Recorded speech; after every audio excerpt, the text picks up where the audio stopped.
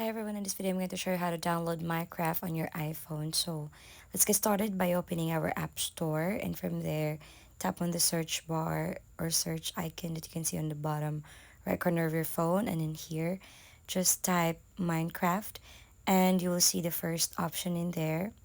So that one, just tap on the Minecraft logo. And as you can see, there is an amount here. Mine is 249 baht. Now the price depends on your location. So all you have to do is just to tap on it and then proceed to the payment. And the good thing is this is just one-time charge.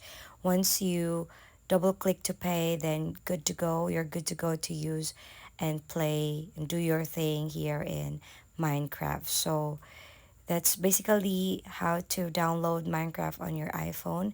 If this is informative and helpful, please don't forget to give us a like and subscribe for more updates. Thanks for watching.